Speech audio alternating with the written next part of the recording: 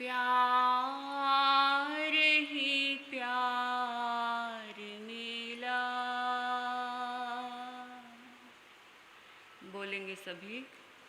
चरणों में तेरे रह कर गुरनी, प्यार ही प्यार मिला।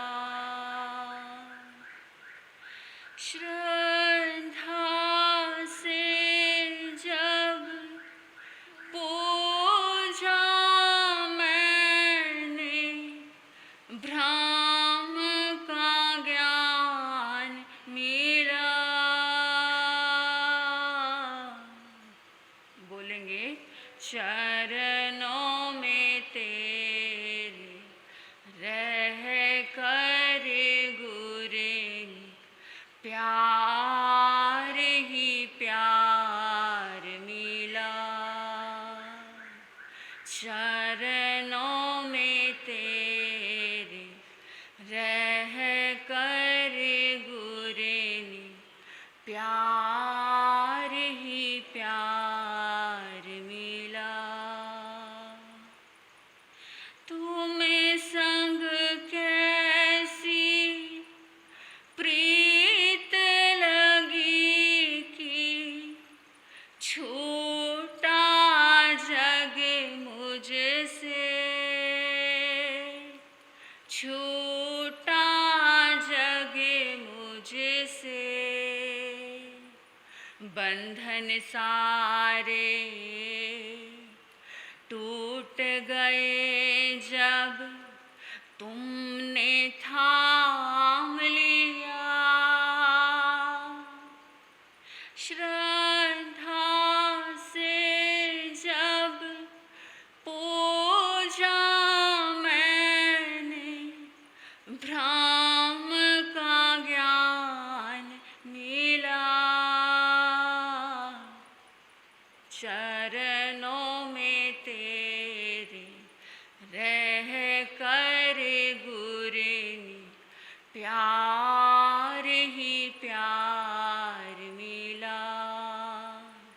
चरणों में तेरे रह कर गुरनी, प्यार ही प्यार मिला। प्यार ही प्यार मिला। प्यार ही प्यार मिला। शासनपति। भगवान महावीर स्वामी के चरणों में अनंत अनंत वंदन। सिद्धशिला में विराजमान सिद्ध परमात्माओं को मेरा वंदन नमन। संयम का वरदान देने वाले आराध्य गुरुदेव श्री धर्मेश ऋषि जी महाराज साहब के चरणों में अनंत अनंत वंदन एवं गुरनी मैया शासन प्रभाविका डॉक्टर पुनी ज्योति जी महाराज साहब के चरणों में अनंत अनंत वंदन। सभी चरित्र आत्माओं के चरणों में अनंत अनंत वंदन नमन। आप सभी को मेरा प्रणाम स्वीकार करें। गुरनी जी महाराज साहब के चरणों में रहकर जो कुछ भी सीख पाई हूँ, उसी में से दो चार चिंतन के बोल आपके सामने रखने का प्रयास करूँगी। आदमी इतना बेईमान है, इतना बेईमान है, इतना बेईमान है, आपकी बात नहीं कर रही हूँ, कि क्रोध कर रहा है। अगर उससे सवाल किया जाए कि भाई साहब आप क्रोध क्यों कर रहे हो, तो वो कहता है कौन क्रोध कर रहा है। मनुष्य क्रोध करता चला जा रहा है लेकिन उसको ना पता चलता। शास्त्रों में कहा है कि स्वीकृति का नाम प्रतिक्रमण है। स्वीकृति दो कि मुझे क्रोध आता है, स्वीकृति दो कि मुझे लोभ परेशान करता है, स्वीकृति दो कि मेरे अंदर छल कपट है। और कहा जाता है कि आदमी टेढ़ा नहीं होता, आदमी का मन टेढ़ा होता है, क्योंकि वो सोचता है कुछ, बोलता है कुछ, होता है कुछ, दिखाता है कुछ और दिखता है कुछ। घर पे 4 प्रकार के मेहमान आते हैं। घर पे जब कोई मेहमान आता है तो मुख पे कुछ और होता है और मन में कुछ और होता है। 4 प्रकार के मेहमान, जो जल्दी आए और जल्दी जाए। दूसरे प्रकार का मेहमान जो देर से आए और देर से। तीसरे प्रकार का मेहमान जो जल्दी आए और देर से। चौथे प्रकार का मेहमान जो देर से आए और जल्दी जाए। जब 4 प्रकार के मेहमान घर में आते हैं तो मन में कुछ और होता है और मुख पे कुछ और होता है। मुख पे होता है, अरे वाह, आपके आने से तो मेरे घर में 4 चांद लग गए। क्या होता है मुख पे? कि आपके आने से तो मेरे घर में 4 चांद लग गए। और मन में क्या होता है? मन में होता है, कम वक्त इसको आज ही आना था, सारा प्रोग्राम मलिया मेट हो गया। तो कहा जाता है, भगवान महावीर का संदेश भगवान प्रभु ने फरमाया कि ये मन और मुख के बीच का जो अंतर है, ये सबसे बड़ी खाई है, ये दुनिया की सबसे बड़ी खाई है। इसलिए कहा जाता है कि आदमी टेढ़ा नहीं होता, आदमी का मन टेढ़ा होता है। कहा जाता है कि नदी टेढ़ी हो सकती है लेकिन नदी का पानी टेढ़ा नहीं हो सकता। मकान टेढ़ा हो सकता है लेकिन आसमान टेढ़ा नहीं हो सकता। रेल की पटड़ी टेढ़ी हो सकती है लेकिन रेल टेढ़ी नहीं हो सकती। जलेबी टेढ़ी हो सकती है लेकिन जलेबी का रस टेढ़ा नहीं हो सकता। गन्ना टेढ़ा हो सकता है लेकिन गन्ने का रस टेढ़ा नहीं हो सकता। ठीक इसी तरह ये दुनिया टेढ़ी हो सकती है लेकिन दुनिया को बनाने वाला टेढ़ा नहीं हो सकता। माया कर रहे हैं हम, माया कर रहे हैं कि मन में कुछ और है और मुख पे कुछ और है।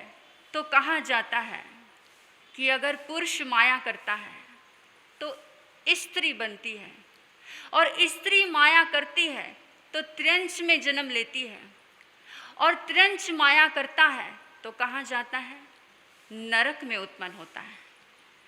और अगर हम प्रतिपल माया ही करते चले गए तो ये जन्म का दुख, फिर मरण का दुख, फिर जीवन का दुख, ये हम प्राप्त ही करते चले जाएंगे।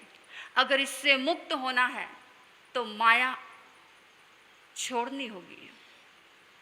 एक छोटी सी बात मैं आपको बताऊं। पति पत्नी में झगड़ा हो गया, पत्नी ने समय पर भोजन नहीं बनाया, पति का ऑफिस के जाने का समय हो गया। पति ने कहा कि एक तो मेरे ऑफिस का टाइम हो रहा है, क्या तुम सही समय पर भोजन भी तैयार नहीं कर सकती? अब पत्नी कहती है कि देखिए, मैं अपने बच्चे को संभालती हूँ, माँ बाप को संभालती हूँ, पूरे परिवार को संभालती हूँ, थोड़ा ही तो टाइम हुआ है। अब पति को बड़ा गुस्सा आया, एक तो ऑफिस का समय हो रहा है, ऊपर से बोलती चली जा रही है, बोलती चली जा रही है। पति ने अंट शंट बका, बड़ा गुस्सा आया और पैर पटकते पटकते घर से बाहर निकल गया। पत्नी बड़ी परेशान है, बड़ी क्रोधित है कि देखिए ना, इतना परिवार था, इतना अच्छा प्यार था हमारे परिवार में, अचानक किसकी नज़र लग गई, कितना क्रोध में चले गए, इतना अंट शंट बोल करके चले गए, ऐसा क्या हो गया? और इतनी क्रोधित थी, इतनी क्रोधित थी। अचानक से उसको याद आता है कि मेरा छोटा सा बच्चा, 8 साल का बच्चा, जब हम दोनों झगड़ रहे थे तो वो ज़ोर ज़ोर से रो रहा था, और जल्दी से उस मुन्ने को अपनी गोद में लिया, उसको दूध पिलाया, और दूध पिलाने के बाद जैसे ही लिटाया तो उसने देखा कि मुन्ना एकदम शांत हो गया, इतना शांत हो गया, उसको गोद में लिया, देखा कि पूरा शरीर नीला पड़ चुका है। धड़कन चेक की तो धड़कन भी चल नहीं रही है और अचानक से बड़ी घबरा जाती है कि मेरे बच्चे को क्या हो गया, मेरे बच्चे को क्या हो गया। और जल्दी से डॉक्टर को फ़ोन करती है कि डॉक्टर साहब आइए, मेरे बच्चे को पता नहीं क्या हो चुका है। डॉक्टर जल्दी से घर आता है और घर आने के बाद बच्चे की धड़कन चेक करता है और देखता है कि पूरा शरीर नीला हो चुका है। चेक करने के बाद डॉक्टर कहता है ही इज डेड, ये तो मर चुका है। और जैसे ही पत्नी ने ये बात सुनी और डॉक्टर ने कहा कि इसकी मौत भी जहर के कारण ही हुई है, पत्नी ने जैसे ये बात सुनी बड़ी परेशान हो गई, बड़ी दुखी हो गई कि मेरे बच्चे की मृत्यु जहर से हो चुकी है, ऐसे कैसे हो सकता है।